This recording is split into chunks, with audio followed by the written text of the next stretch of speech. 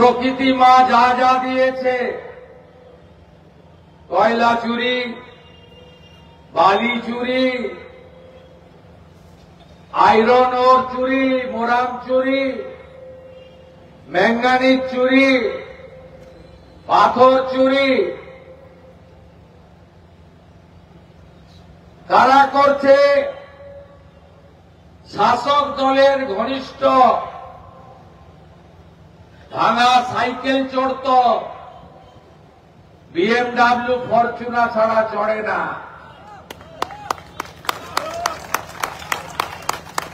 বাড়ির টিন নিয়ে টালি থেকে জল পড়ত। 20টা বাড়ির মালিক একটা বিড়িকে 3 বার নিভিয়ে খেত, পিছনে তুলো লাগানো সিগারেট ছাড়া খায় না। এই হঠাৎ করে আঙুল ফুলে কলা গাছ হওয়া মলয় ঘটক, বিধান উপাধ্যায়, নরেন চক্রবর্তী, আর একটা কে আছে জামুরিয়ার?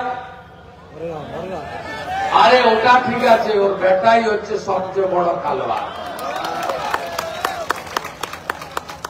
এই যে এরা পিসির আশীর্বাদে আর ভাইপোর অনুপ্রেরণায় আর পুলিশ বাবা পার করেগা। এই যে তাণ্ডব লীলা আপনারা তার চোখের সামনে দেখছেন। প্রথম আবিষ্কার হল 2020 সালের শেষের দিকে, 21-এর প্রথম দিকে ফেব্রুয়ারি মাসে কয়লা সিন্ডিকেট। কয়লা সিন্ডিকেট উৎপত্তিস্থল আসানসোল, সঙ্গে বারামণি, জামুরিয়া, পাণ্ডবেশ্বর, রানীগঞ্জ, ওদিকে নেতুড়ি, সাতুড়ি, এদিকে বাঁকুড়ার মেজিয়া, সঙ্গে বীরভূমের একটা অংশ। কত বড় চুরি দুর্নীতির পর্দা ফাঁস সিবিআই ইডি করল। অনেকে জেলে, অনেকে 2 বছর জেল খেটে বেলে। সবার প্রপার্টি অ্যাটাচমেন্ট। আপনারা অনেকেই প্রশ্ন করেন যে 2 বছর থাকার পর বেরিয়ে এলো কেন? আপনারা জানেন না, মীমাংসা শেষ হয়নি, অমীমাংসিত। সুপ্রিম কোর্টের একটা ব্যবস্থা আছে,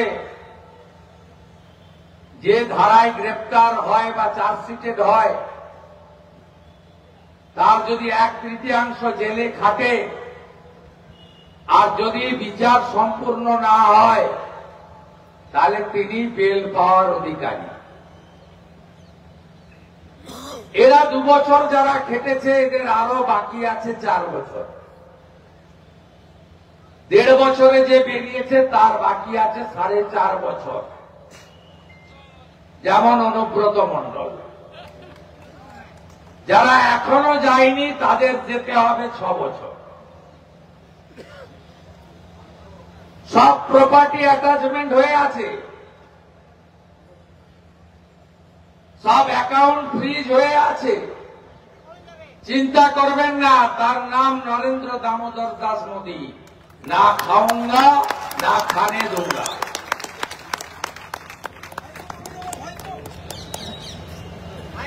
এখন চলছে বালি। বালিতে দেখবেন কি কাণ্ড বেরোয় এই পশ্চিম বর্ধমানে। এই আইএসএল সেলের পাশে বার্নপুরে দামোদরের অস্তিত্ব আছে। সারা রাত্রি ধরে ধড়াং ধড়াং ধড়াং, গ্রামগুলোতে কেউ ঘুমাতে পারে না, রাস্তাগুলো নেই। বর্ষায় জল ছিল, পাড়গুলো কেটে নিয়ে চলে গেল। যুধিষ্ঠির ঘোষ, গৌতম দেবনাথ, সাইফুল আলী,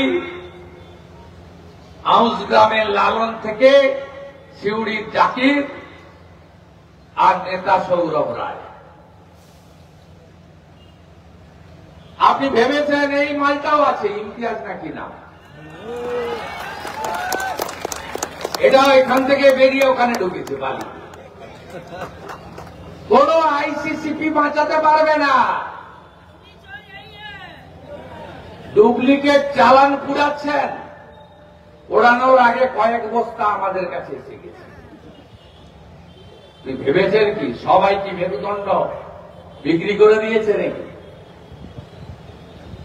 অপেক্ষা করুন,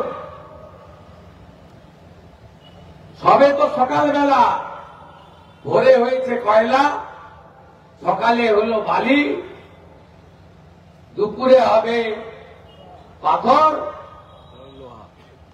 আর বিকাল বেলা হবে ভোকাট্টা। আর মাত্র হাতে গুনে গুনে 6 থেকে 7 মাস আছে এরা। এসআইআর সম্পূর্ণ হলে পশ্চিমবাংলার মাননীয় মুখ্যমন্ত্রী মমতা খালা, আপনাকে কেউ বাঁচাতে পারবে না। মানে ভোটে আপনি জিততে পারবেন, এমনিতে তো আপনি হেরেছেন, আমার কাছে হেরেছেন 1 নয় 5 6।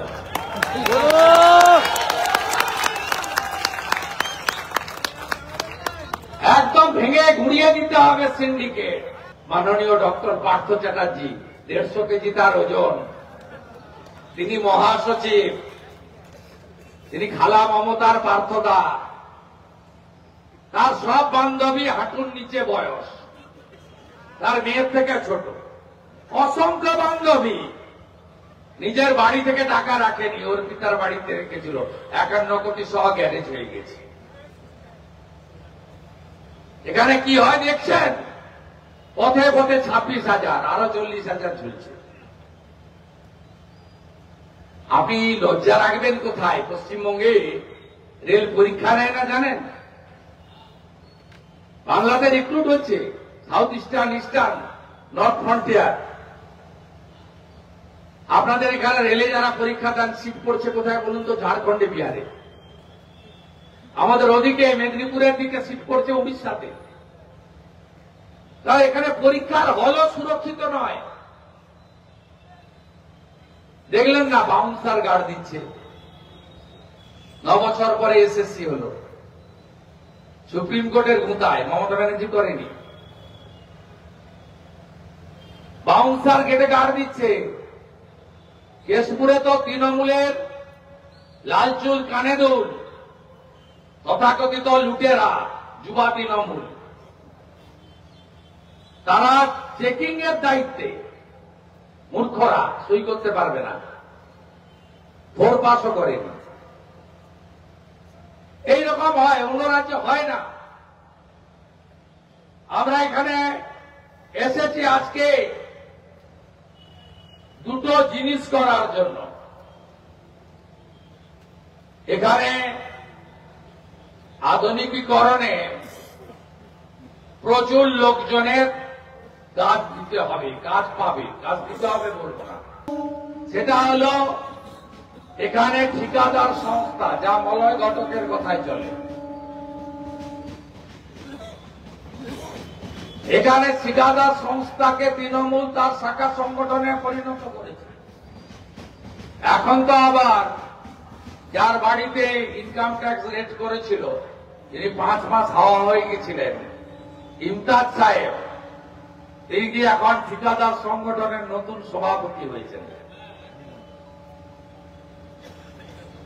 তিনি একাই টেন্ডার জমা করাবেন, তার মনোনীত লোকরা টেন্ডার পাবে। বড় কাজ হলে সাব টেন্ডার তার লোকদেরই দেবেন। আর তালিকা নয় বড় ভাই মলয় ঘটক পাঠাবে, নয় ছোট ভাই অভিজিৎ ঘটক পাঠাবে।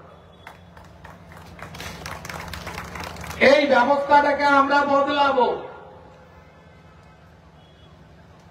আমি 6:30টার সময় ডিআইসির সঙ্গে মিটিং করব।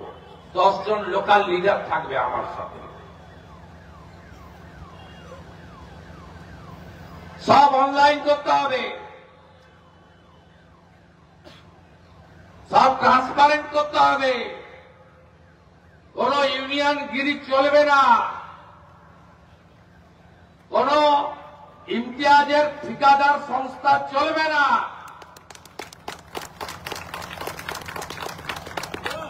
আমরা জানি জসমিন দেশে সদাচার কি করতে হয় জানি, আমরা সেটা করব। আজকে ধর্মডাক দিতে এসেছি।